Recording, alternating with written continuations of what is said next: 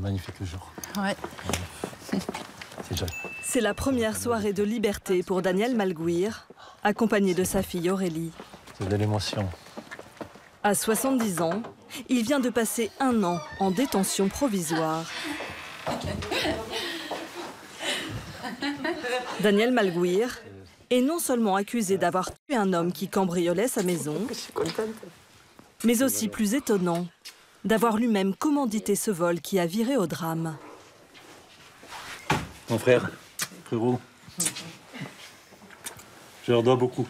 C'est très important d'avoir une famille comme ça. Brouillé avec sa femme et son fils depuis que l'affaire a éclaté, il ne peut plus compter que sur le soutien de son clan. C'est un moment que je rêvais. Pendant 1 an, tu penses à ce moment où tu vas t'asseoir avec vous. On va prendre un verre de vin. Je ne veux plus retourner en prison. C'est beaucoup trop difficile. C'est l'enfer. Tout commence jeudi 5 octobre 2017 à 20h, au bout de cette route. Dans cette propriété où vit Daniel et sa femme Françoise. Ils viennent de finir de dîner, le chien aboie. Daniel explique qu'il est à leur sortie. Tout d'un coup, il y a 2 gars cagoulés, armés, qui me tombent dessus, me tabassent. On n'est pas des Rambo, il n'y a rien à faire. Il n'y a que dans les films qu'on voit ce genre de choses. Ils me tabassent, ils me rouent de coups. Je commence à saigner de partout. Ils vont chercher mon épouse qui était dans la maison. Ils l'amènent devant. Ils la tapent aussi. Ils voulaient le coffre ou des trucs comme ça. C'était des bêtes sauvages. Des bêtes sauvages, c'était. Daniel et Françoise ont chacun caché leurs économies sur la propriété. Plusieurs centaines de milliers d'euros en liquide. Ils n'en disent mot aux cambrioleurs qui les séquestrent dans le salon pendant près d'1 heure. Daniel Malguir explique alors qu'il attire l'un des malfrats à l'étage pour lui tendre un piège. Je leur ai fait croire que j'avais de l'argent en haut. Je suis monté. J'ai pu me saisir du fusil avant. Il m'a lâché. Il m'a laissé, comme l'escalier était court, il m'a laissé 2 mètres en plus. Ces 2 mètres m'ont suffi. Je suis rentré dans la chambre. J'ai pu prendre mon fusil, je l'ai tué. Le cambrioleur abattu s'appelle David Wirth. Il a 43 ans. Il est connu des services de police. Selon l'enquête, Daniel Malguir serait ensuite redescendu et aurait tiré sur l'autre malfrat sans l'atteindre. Ce dernier parvient à fuir sans butin. En garde à vue, Daniel Malguir invoque la légitime défense. Après 48 heures, il est libéré et placé sous contrôle judiciaire. À sa sortie, Françoise, sa femme, qui porte encore les stigmates de l'agression, est là pour le soutenir. Le cambriolage n'a pas eu lieu chez n'importe qui. Enfant du pays, Daniel Malguir est revenu dans son village natal de Servian il y a 30 ans, après un séjour en Belgique, où il a rencontré Françoise, sa femme, et où ils ont fait fortune dans une entreprise de meubles.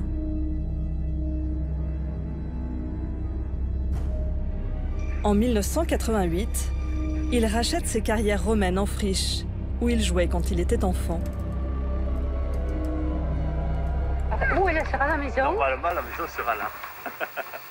Là? En bas?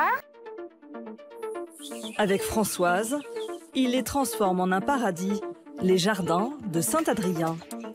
4 hectares de végétation ouverts au public. Élu jardin préféré des Français dans l'émission de Stéphane Bern en 2013, le lieu attire de plus en plus de visiteurs. 40 000 par an en moyenne, à 6 € le ticket. Daniel et Françoise organisent aussi spectacles et galas en tout genre.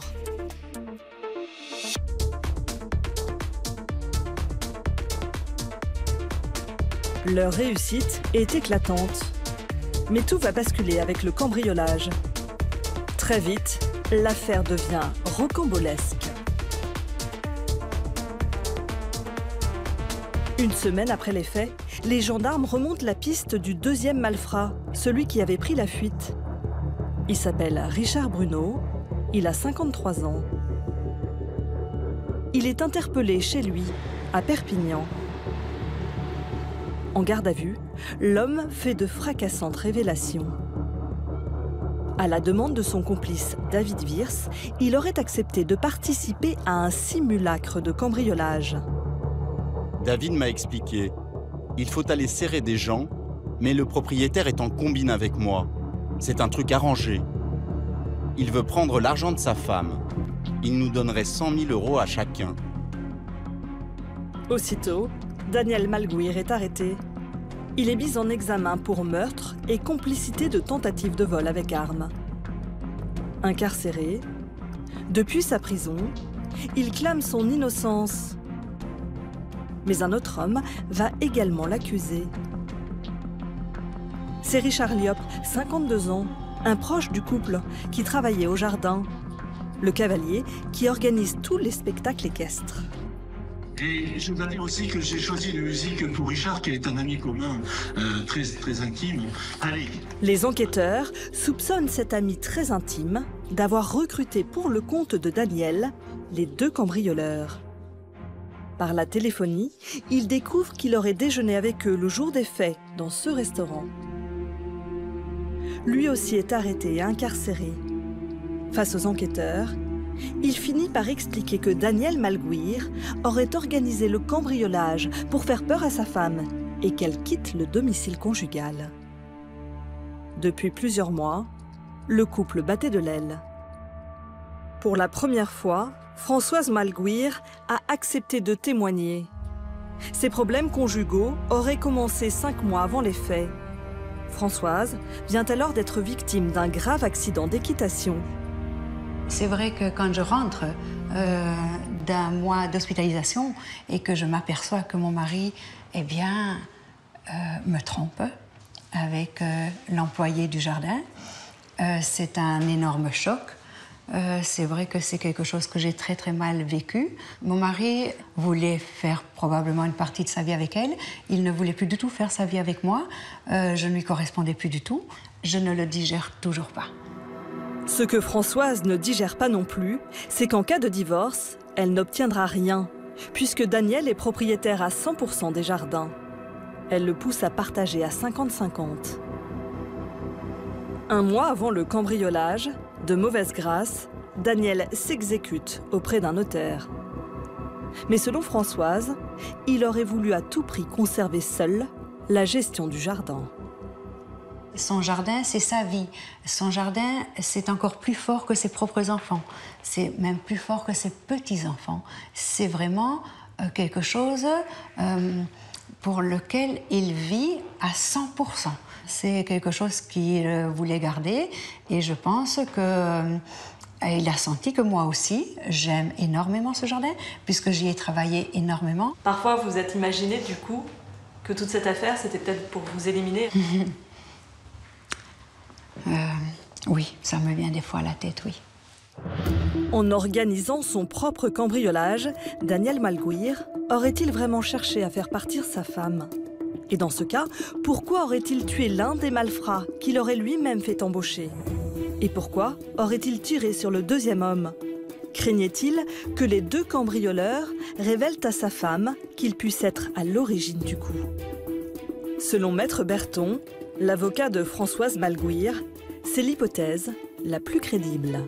L'instruction va établir qu'il va redescendre, il va réarmer son fusil et il va tirer une seconde fois vers le second qui est en train de fuir. Là, on n'est plus du tout en état de légitime défense, on est en train d'essayer de tuer un deuxième individu. L'intention homicide est acquise. Donc on n'est plus du tout dans la présentation d'une victime qui tue quelqu'un à l'étage, son agresseur, en état de légitime défense. On est quelqu'un qui, semble-t-il, est en train de se débarrasser de ses complices. Aurélie, la fille du couple, ne peut y croire. Depuis le début, elle défend son père et s'est forgé une conviction qui disculpe totalement Daniel Malguir. Il y a quelqu'un que je ne sens pas dans cette histoire. Cette personne, c'est Richard Liop. Il était là juste avant, quelques minutes avant que le cambriolage se fasse. Et la même personne, il y a 1 an, pratiquement jour pour jour, quand mes parents se sont fait cambrioler chez eux, alors qu'ils n'étaient pas au domicile, mes parents mangeaient chez Richard. Je fais le rapprochement et je me dis, cette personne, moi, je ne la sens pas, c'est un manipulateur Alors moi, je pense que c'est Richard Liop qui a tout organisé. Richard Liop, propriétaire d'un centre équestre dans la région, est un ami de 10 ans. Confident de Françoise, il est aussi très proche de son fils Olivier, qui l'aurait mis au courant de la très grosse somme d'argent que son père aurait cachée sur la propriété. Richard Liop pourrait avoir fait cavalier seul afin de récupérer le butin, ce dont est persuadée Aurélie. Sa mère et son frère auraient été trop bavards. Elle et mon frère ont été maladroits. Voilà, ils ont été maladroits parce qu'ils ont amené, ils se sont pas du tout méfiés de Richard et ils lui ont amené tout ce qu'il lui avait besoin. C'était surtout de l'argent.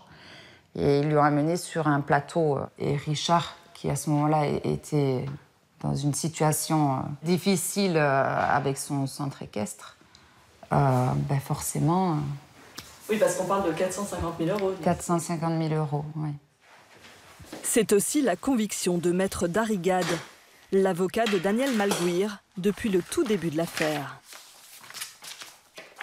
Après avoir étudié vraiment ce dossier dans ses moindres coins, ma conviction, c'est que l'ami du couple, celui qu'on appelle le cavalier d'Aubé, s'est servi de l'intimité qu'il avait avec ce couple pour fomenter à leur détriment en fait, ce coup, ce homejacking, qui avait pour objectif de leur prendre leurs économies, peut-être tant à l'un qu'à l'autre, mais surtout celle de Daniel Malguir, qui lui paraissait être les plus importantes. Aujourd'hui, tous les éléments du dossier militent en faveur du fait qu'il aurait agi seul et pour son propre intérêt. Richard Liop dément.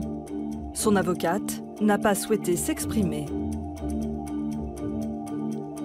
Le moniteur d'équitation aurait-il agi seul? Ou Daniel Malguir serait-il le commanditaire? Plus d'1 an après les faits, le mystère des jardins de Saint-Adrien reste entier. Pour ajouter à la confusion, Daniel Malguir avance une 3e piste très surprenante. Pendant sa détention à la prison de Béziers, l'homme a désigné son propre fils, Olivier, à qui il a envoyé ce courrier en juillet dernier. Tu as fait miroiter aux gangsters que je possédais 450 000 euros. Tu es responsable à 100% de ce qui nous est arrivé. Si tu l'as fait, et l'enquête le dira, tu ne seras plus mon fils et tu devras rendre des comptes à la justice. Olivier, 38 ans, n'en revient pas d'être ainsi accusé par son père. J'ai du mal à comprendre qu'il puisse me soupçonner. Il n'hésite pas à mentir pour me mettre en prison à sa place. Il ment sur des courriers pour me mettre en prison à sa place. C'est aberrant. Il s'acharne à dire que c'est moi qui ait pu organiser, enfin non, qui ait organisé, voilà. Il n'hésite pas à dire que je l'ai menacé d'y envoyer les gangsters. Je n'ai jamais menacé mon père d'envoyer des gangsters. Ça me fait mal, et puis de toute manière, je sais que j'ai rien à me reprocher, donc ouais. Aujourd'hui, la famille Malguir est totalement déchirée. Aurélie soutient son père, Olivier, sa mère. Les deux clans s'affrontent et ne se parlent plus. Daniel Malguir, lui, continue à clamer son innocence. Amenez-moi aux assises, amenez-moi, je n'attends que ça. Je n'attends que ça. Avec quoi vous y allez? Avec quoi vous allez aller? Il n'y a pas de mobile. Le problème, c'est qu'il n'y a pas de mobile. Le mobile ne tient pas. Ils peuvent y aller au procès. Voilà. Ah oui, ah oui, ah oui. Vous êtes sûr d'être acquitté? Bien sûr, j'en suis certain. C'est pas sûr, j'en suis certain. Certain, ou sinon c'est un scandale. C'est un scandale. Dernier rebondissement mercredi. 24 heures après sa remise en liberté, Daniel Malguir a été de nouveau incarcéré pour non-respect de son contrôle judiciaire. Il n'avait pas compris qu'il devait quitter immédiatement le département de l'Hérault et a passé la soirée chez sa fille. Le jardinier a fait appel de cette décision. Sa demande sera examinée mardi.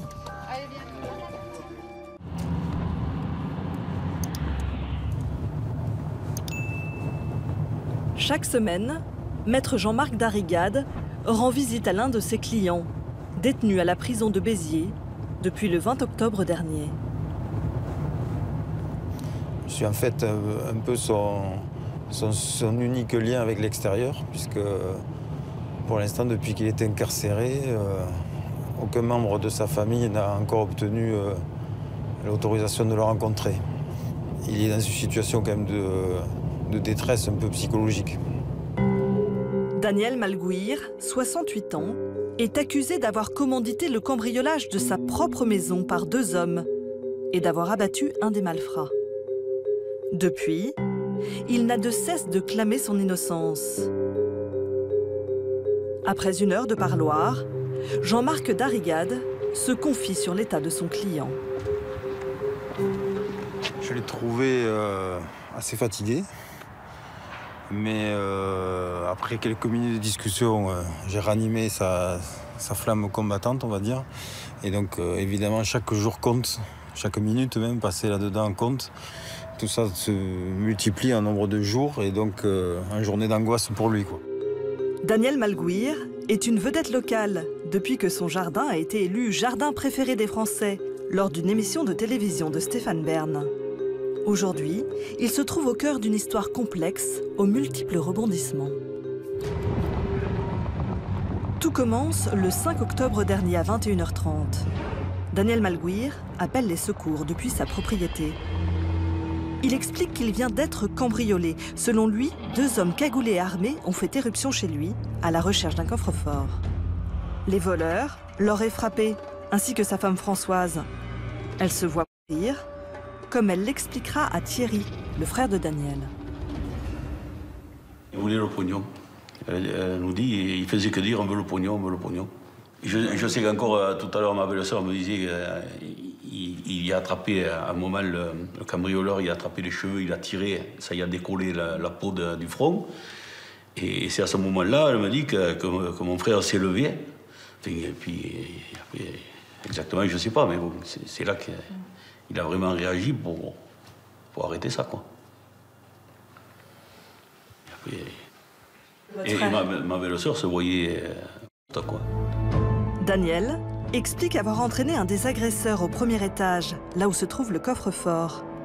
Daniel aurait alors saisi son fusil de chasse et lui aurait tiré une balle dans le sternum. L'homme, sur le coup, son complice prend la fuite sans butin. Devant les enquêteurs, Daniel Malgouir invoque la légitime défense. Après 48 heures de garde à vue, il est libéré et placé sous contrôle judiciaire.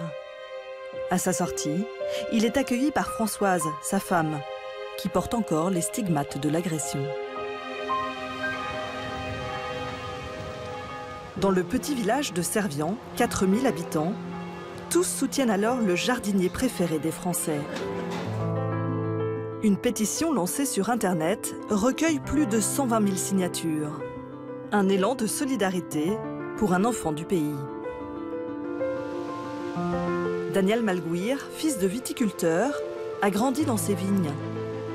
À 18 ans, il part vivre en Belgique et rencontre sa femme Françoise.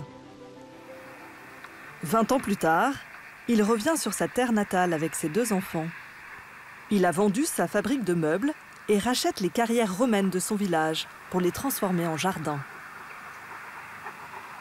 Débordant d'énergie, Daniel, l'entrepreneur, imagine les contours du domaine qu'il vient d'acquérir. Où elle sera la maison? Normalement, la maison sera là. Là? Ouais. En bas? Là, je vais la montrer. Il y a eu déjà là-bas, il y a un cabanon là-bas. Avec Françoise et les enfants, ils vivent pendant 6 ans dans un mobil-home sur le terrain en friche. Et en 2001, le jardin ouvre au public. Une oasis de 4 hectares en pleine garrigue. Un espace paysager où se mêlent bassins aménagés et sculptures colossales, avec des arbres exotiques et des fleurs libres. L'œuvre d'une vie est celle d'un homme qui ne se lasse pas de raconter aux visiteurs son histoire d'amour avec ses carrières romaines. On avait congé le jeudi avant l'école. Et mes fameux jeudis, souvent, à la place d'aller l'aider à lever les bûches à la vigne, je m'échappais et je venais rêver dans cette carrière. En 2013, ces jardins sont élus jardins préférés des Français. C'est la consécration. Les visiteurs sont de plus en plus nombreux. Daniel et Françoise imaginent des spectacles en tout genre.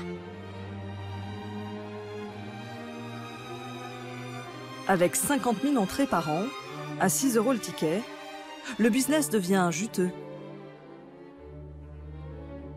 Pour le couple, tout semble aller pour le mieux.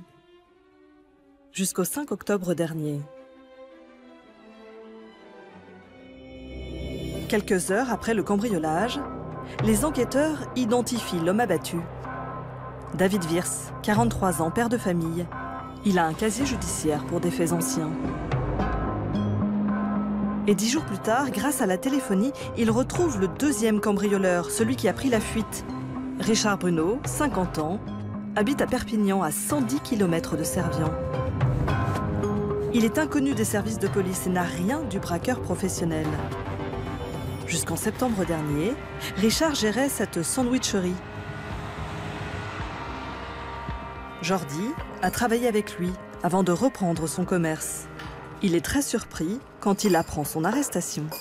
Richard, qui a été mon patron, c'était une personne très sérieuse, vaillante, qui n'avait pas peur du travail. Il se levait à 5 h du matin du lundi au vendredi, il finissait à 18 h et voilà. Le 16 octobre dernier, les gendarmes interpellent Richard et le placent en garde à vue. L'homme va faire de fracassantes révélations. Il explique qu'à la demande de son ami David, il aurait accepté de participer à un simulacre de cambriolage. David m'a demandé si cela m'intéressait de gagner de l'argent facilement. Je lui ai dit oui, pourquoi pas. Il m'a expliqué, il faut aller serrer des gens, mais le propriétaire est en combine avec moi. Le propriétaire nous donnerait 100 000 € à chacun. Richard donne aussi des détails sur la vie intime du couple, qui rendent ses déclarations crédibles aux yeux de la justice. Le 20 octobre dernier, Daniel Malguir est mis en examen plus seulement pour le meurtre du cambrioleur, mais aussi pour complicité de tentative de vol avec violence. Et cette fois-ci, il est incarcéré. Les révélations du deuxième cambrioleur, dont l'avocat n'a pas souhaité s'exprimer, viennent conforter les doutes du procureur. Yvon Calvet n'a jamais cru à un cambriolage qui aurait mal tourné. Dès le départ, on s'aperçoit qu'il y a des divergences profondes et qui sautent aux yeux immédiatement dans les déclarations du couple. Ces explications ne coïncidaient pas avec ce qui avait été constaté sur la scène du crime. Donc l'un ou l'autre mentait? L'un ou l'autre, ou les deux, sur certains points, on ne sait pas. Dans ses premières déclarations, Daniel a expliqué aux enquêteurs que sa femme était présente à l'étage quand il a tiré sur le cambrioleur. Françoise, elle, a déclaré être toujours restée en bas avec le deuxième homme. Depuis l'agression, Françoise ne dort plus dans la propriété, mais elle y revient chaque jour. Malgré la mise en cause de son mari, on peut vous parler une minute? Elle le soutient toujours. On voulait juste savoir comment vous alliez, ce que vous pensiez.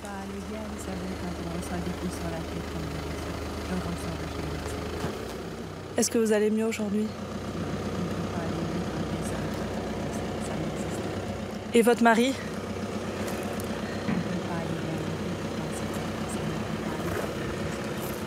Vous le soutenez toujours, madame? Est-ce qu'on peut vous voir un peu plus?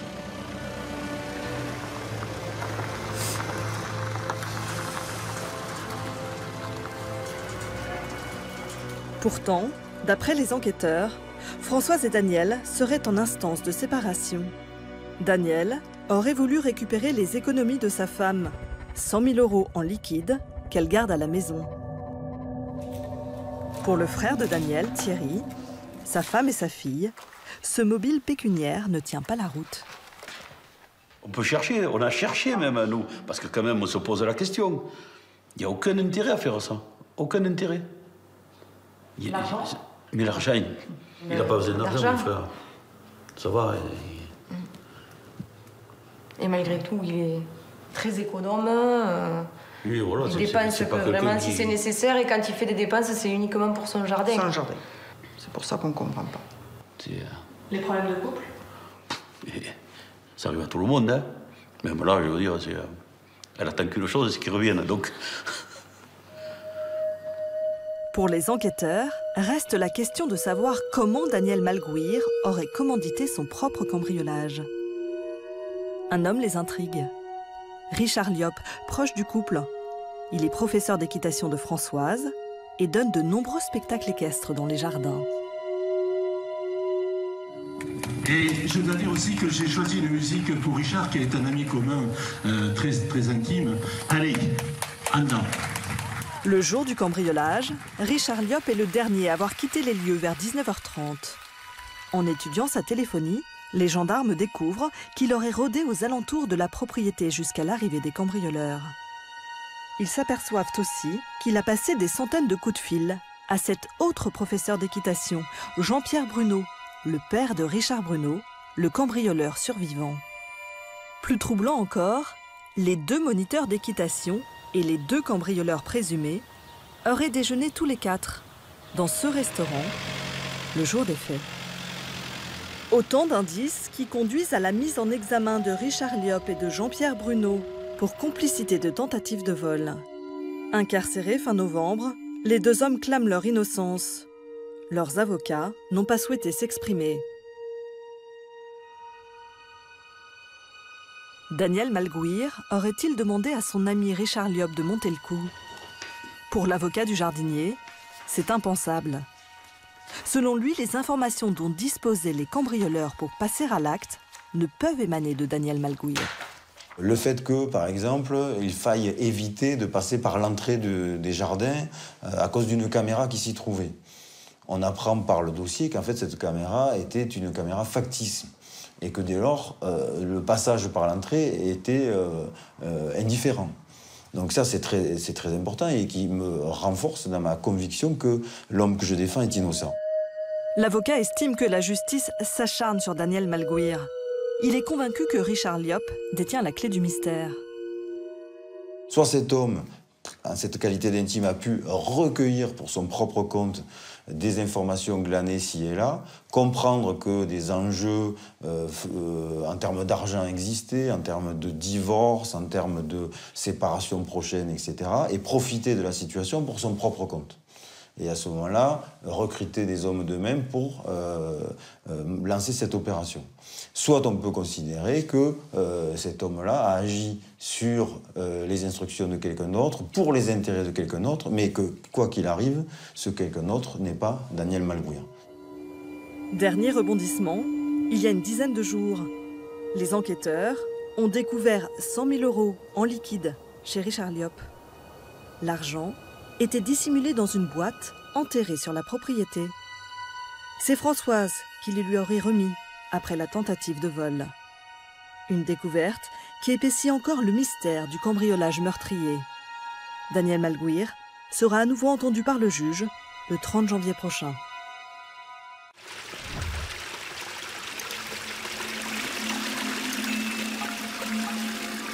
C'est une femme à la fois forte et brisée.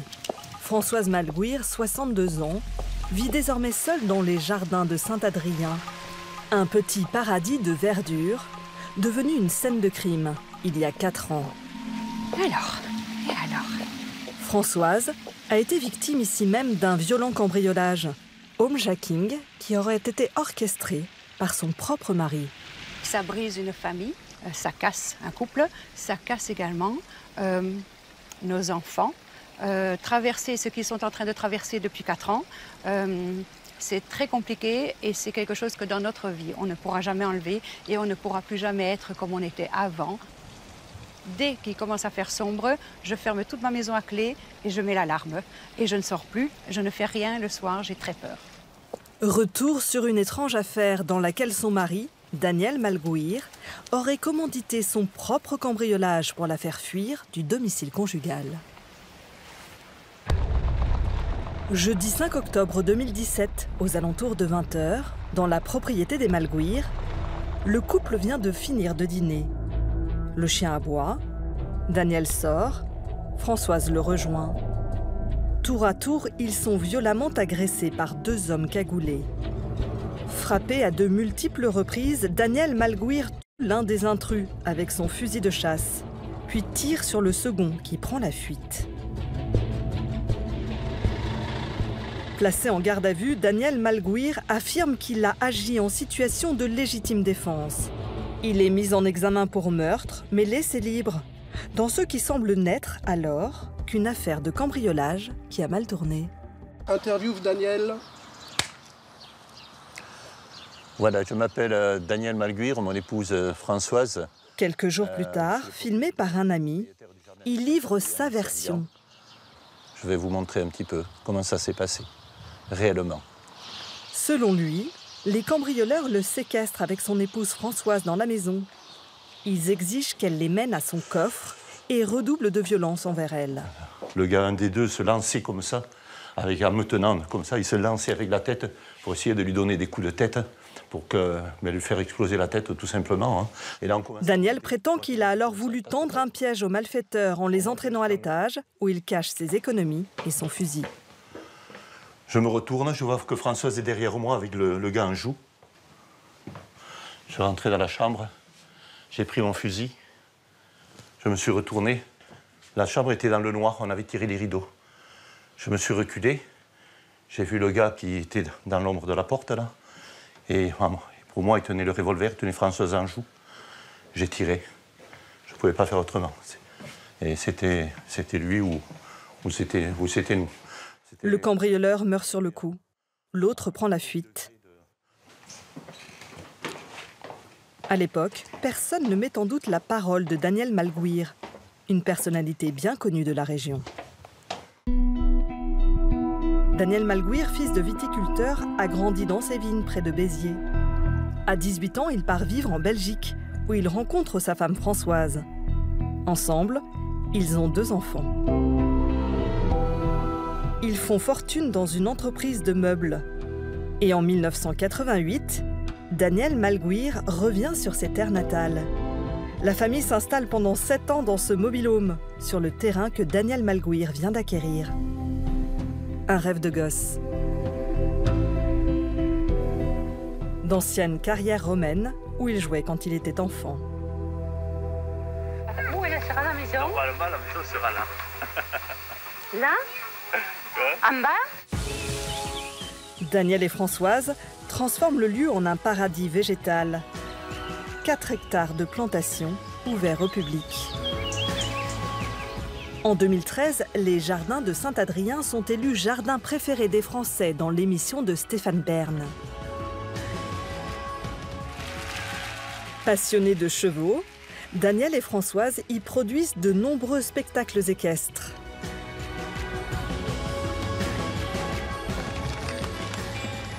Avec 50 000 entrées payantes par an, le domaine rapporte plusieurs centaines de milliers d'euros au couple. Une success story qui prend fin le 5 octobre 2017, le soir du cambriolage meurtrier. 12 jours après les faits, les gendarmes retrouvent la piste du 2e cambrioleur, celui qui a pris la fuite. Il s'appelle Richard Bruno. Il a 53 ans. Il est interpellé ici, chez lui, à Perpignan. Placé en garde à vue, il fait de fracassantes révélations. Il explique qu'à la demande de son ami David Wiers, le malfrat abattu, il aurait accepté de participer à un simulacre de cambriolage. David m'a expliqué. Il faut aller serrer des gens, mais le propriétaire est en combine avec moi. C'est un truc arrangé. Il veut prendre l'argent de sa femme. Il nous donnerait 100 000 euros à chacun. Richard Bruno a donné des précisions à son avocat, Gaspard Cuénan. Lui, dès le départ, il arrive sur place parce qu'on lui a dit que le jardinier est de mèche. On lui présente ça comme étant quelque chose de simple, de rapide, de lucratif, tout est prévu et tout est réglé déjà à avance avec le propriétaire. Sa femme aurait de l'argent dans un coffre Et Daniel Malguir n'a pas forcément accès au coffre de sa femme, donc il faut lui faire ouvrir en étant cagoulé, ganté, habillé en noir, brusque dans le propos, pour que Madame Malguir ouvre le coffre, qu'il puisse s'emparer de l'argent. Mais la résistance inattendue de Françoise Malguir aurait fait déraper le plan. Je me disais, de toute façon, ils n'auront rien. J'irai pas là où ils veulent, je donnerai rien, et ils n'auront rien. Ils me tuent, ils n'auront rien.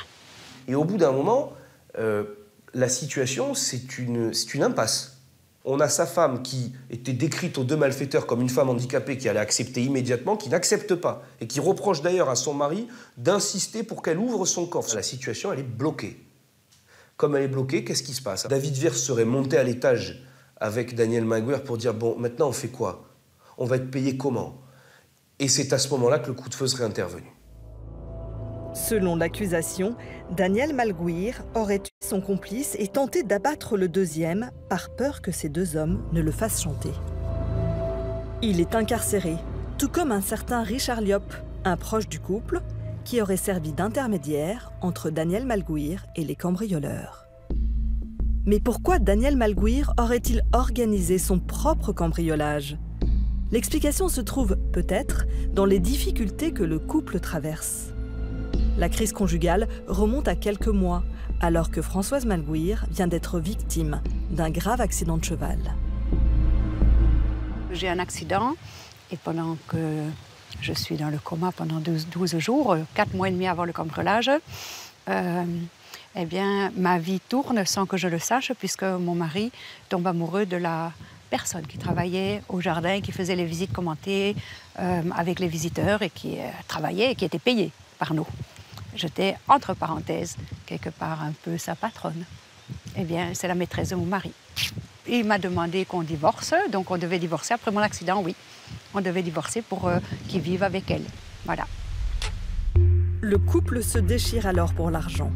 Françoise et Daniel ont pris pour habitude de cacher une partie de la recette des jardins dans la propriété, sans rien dire à l'autre. Plusieurs centaines de milliers d'euros qu'ils dissimulent dans ces bocaux, retrouvés par les enquêteurs.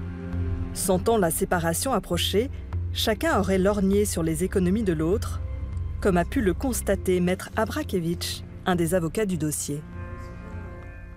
J'ai été assez sidéré, moi, par cet argent, ce fric qui pue dans ce dossier, qui est omniprésent. Il y en a partout, dans les radiateurs, dans la terre, partout, partout, partout. Il y a du fric partout.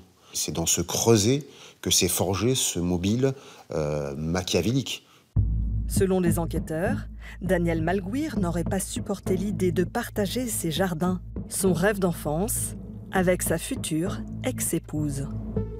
Il aurait donc cherché à effrayer Françoise en organisant ce violent homejacking pour qu'elle parte. Une reconstitution est organisée en août 2018 en présence de Daniel, de Françoise et du cambrioleur survivant, ici en bleu. Elle permet de mettre en lumière les mensonges de Daniel Malguir. Contrairement à ce qu'il a toujours déclaré, Françoise n'était pas à l'étage avec lui au moment où il a tiré sur le malfrat. Elle était au rez-de-chaussée, tenue en joue par le cambrioleur survivant. Autre question qui taraude Françoise, le soir des faits, le chien aboie au début et puis elle ne l'entend plus. Il n'y a qu'une personne qui aurait pu le mettre dans un endroit où il ne peut pas continuer à aboyer, où il ne peut pas attaquer. Il n'y a qu'une personne, oui, c'est mon mari. Françoise s'interroge également sur l'attitude de son mari quelques minutes seulement avant l'arrivée des cambrioleurs. Voilà, là on est au paddock, avec la carrière dans laquelle on montait les chevaux. C'est là qu'à 19 h, leur fils Olivier prend son cours d'équitation. Mon mari, il était ici. Et c'est vrai que bon, ça ne l'intéressait pas tellement qu'on monte à cheval, mais on pensait qu'il allait regarder son fils monter. Et non, il regardait toujours l'autre côté. Et les voyous, ils sont arrivés par là, par le champ. Pourquoi? Je ne sais pas. Il y a des questions à se poser. Malgré ces éléments à charge et un possible mobile, en prison, Daniel Malguir ne cesse de clamer son innocence. Après un an de détention provisoire, il est libéré. magnifique jour. Ouais. C'est je l'attendais depuis toutes les voitures. longtemps. Nous avions pu le rencontrer lors de sa première soirée de liberté, en compagnie de sa fille Aurélie.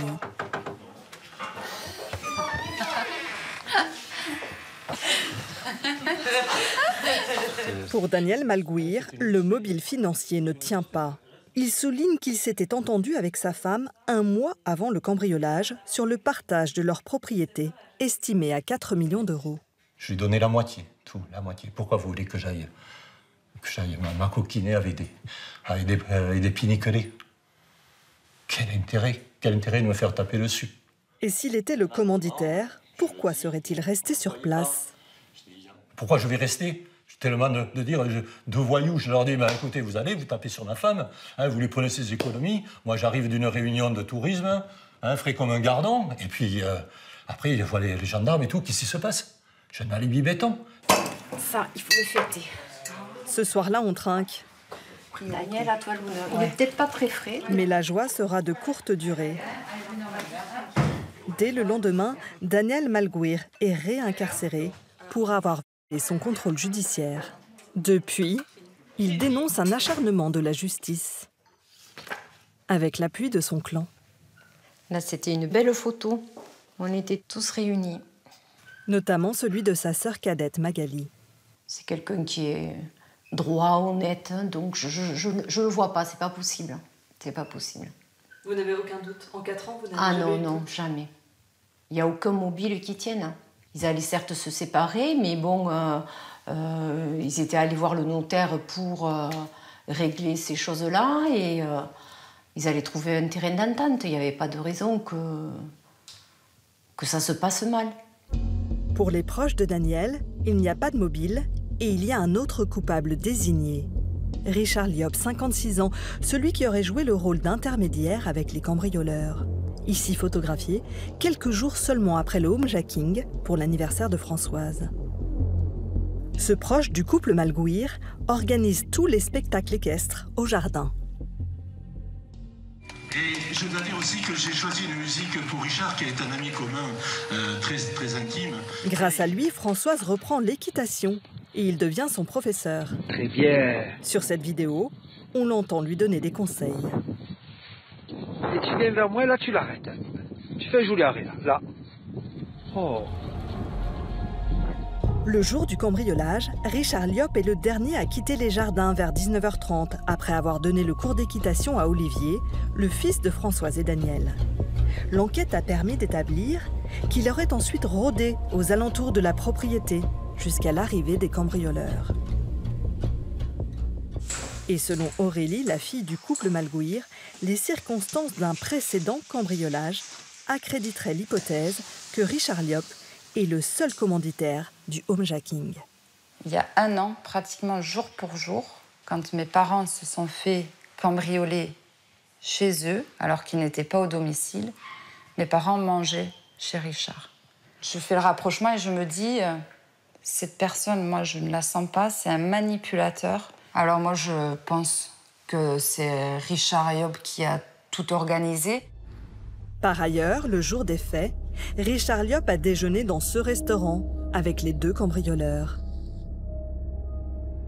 Mis en examen et incarcéré, il a reconnu avoir recruté les malfrats, mais à la demande de son ami Daniel.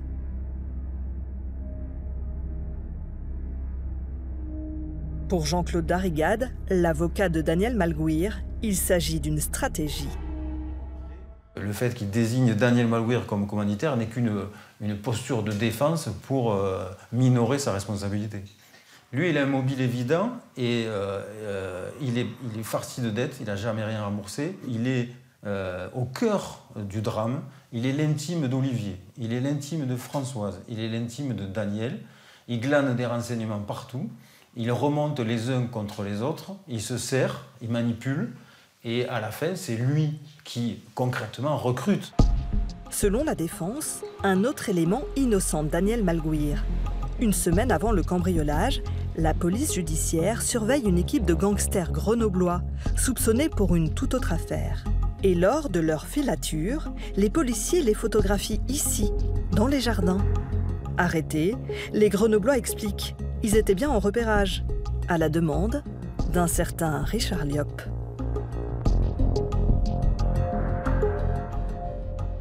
Qui vont venir dire, oui, on nous a proposé ce coup, mais on ne nous a jamais dit que ce coup serait fait avec la complicité du propriétaire. Au contraire, on leur a dit, c'est un coup facile, les propriétaires sont âgés, le monsieur va partir avec sa maîtresse et il faut faire le coup assez vite avant que les économies de cet homme ne disparaissent. L'avocate de Richard Liop n'a pas souhaité s'exprimer. Après 4 ans d'enquête, aucune preuve formelle de la culpabilité de Daniel Malguir n'a été mise au jour. Le procès devra déterminer si Daniel Malguir est le commanditaire et Richard Liop son homme de main, ou si le cavalier a agi seul pour son propre compte. C'est mon mari depuis 40 ans et j'ai du mal à accepter qu'il soit à l'origine de ce cambriolage. Et alors il y a une partie du cerveau qui dit « Françoise, il y a trop de choses qui disent que oui, il est là derrière. » Et l'autre partie dit « Françoise, c'est pas possible, c'est ton mari, il peut pas t'avoir fait ça. T'as rien fait, il peut pas t'avoir fait ça. » Quand on est en couple depuis si longtemps, on a du mal à comprendre jusqu'où un homme peut aller pour avoir sa liberté. Ça, je ne le comprends pas. Le procès débute demain pour 3 semaines. Daniel Malguir et Richard Liop, tous les deux présumés innocents, risquent jusqu'à 30 ans de réclusion criminelle.